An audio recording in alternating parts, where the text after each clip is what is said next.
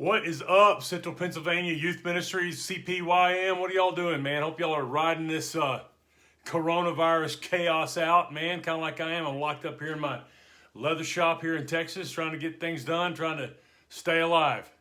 Anyway, Mark asked me to send y'all a little video to encourage you a little bit through all this craziness, man. Speaking of crazy, had a crazy thing happen to me the other day.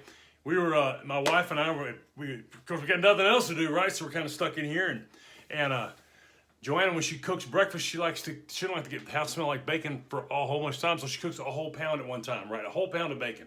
Anyway, cooks a pound of bacon, and later that afternoon I go in there and there's like a ton of bacon grease still in the pan. So I'm like, you know what? I'm gonna go dump this on Gus, our dog. We're gonna dump this grease on his dog food. He'll like that. So I think, I'm gonna heat it up so it'll be easy to pour it out of the pan, right? So I think I'll just turn on high so it'll melt real quick, melt this grease, go out there and dump it on dog food, right? Well, I got ADHD. I just do. Things happen, I don't pay attention.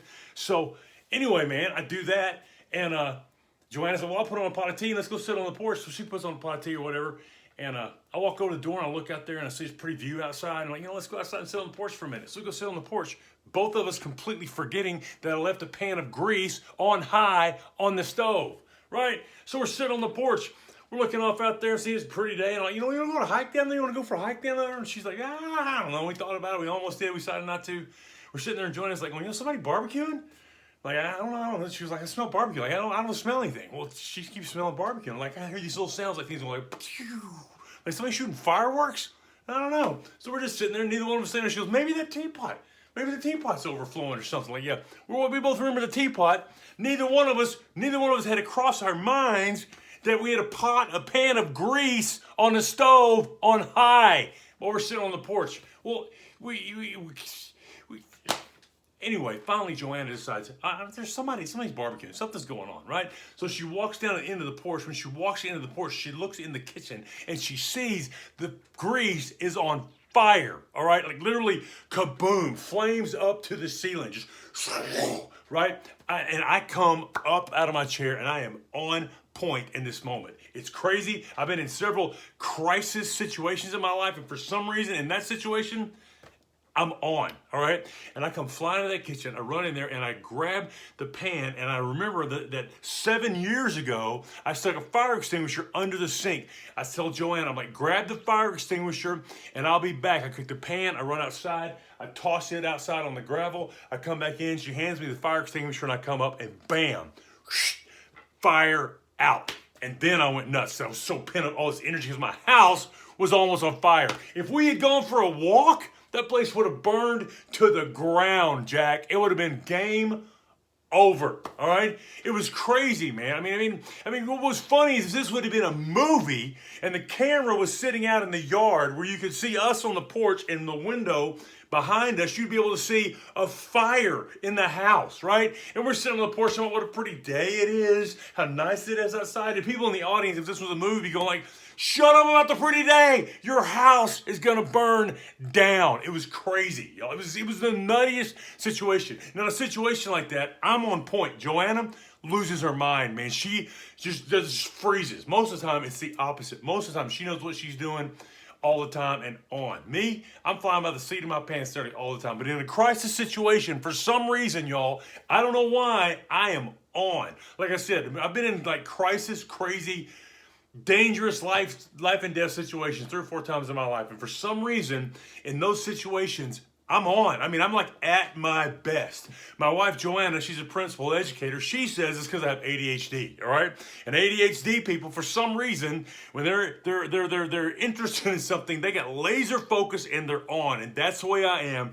In a crisis situation, for some reason, I just know what to do, man. I just know what to do. And I'm at my best. That's just kind of the way it is. I don't know why, but it is. And y'all, the same thing is true of God when it comes to a crisis. For some reason, God is on point in a crisis situation. Maybe he has ADHD like me. I don't know. Maybe he does. I don't know.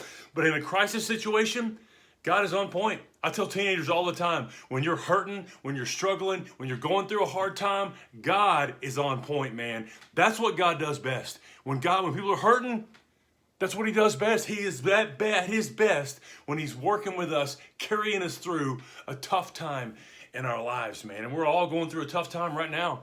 I mean, it's a crazy world we're living in right now, man. This coronavirus and all the mess that's going on with that. And I feel like I'm living in a movie. I mean, it just doesn't seem real.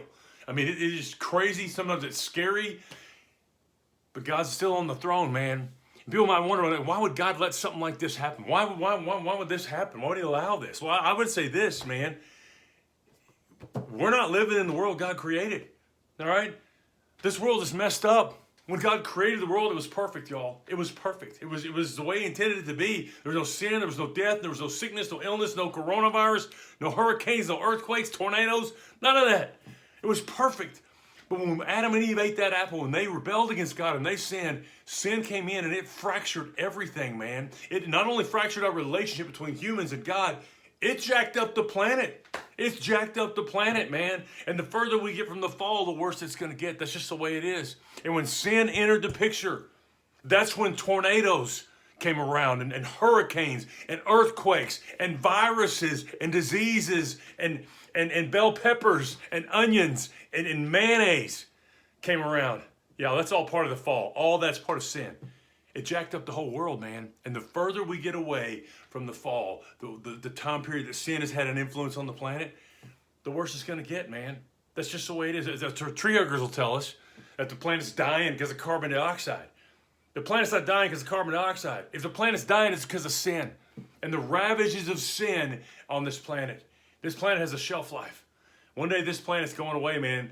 God's going to bring it all to a close. Jesus is going to come back. There'll be a new heaven and a new earth. But until then, we got to live on a planet that's broken. But God promised us that in those tough times, he would be there. John 16:33, man, it's the verse I clung to the whole time my dad was dying of cancer. John 16:33 says this. Jesus says this. He says, in this world, you will have trouble. He didn't candy coat it, man. He didn't say in this world it's going to be a cakewalk. He didn't say in this world everything's going to be perfect. In this world, you're never going to get sick. You're never going to have a problem. He said, in this world, you will have trouble. Because this world's broken. Like I said, it's jacked up because of sin. I mean, if you had to sign a release form to come live on planet Earth in the fine print, you know what it would say?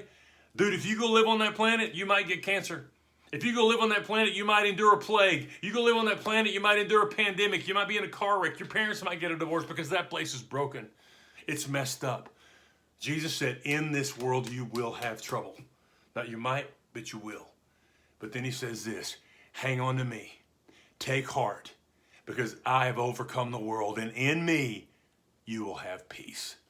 In the midst of our chaos, in the midst of our hard times, we are not alone. Jesus is with us, and he will carry us through. My dad said to me all my life, nobody ever promised your life to be fair. Nobody ever promised that. Heard that 1,000 times, right? When my dad was dying of cancer, he said it this way. He said, God never promised you life would be fair. He never promised that.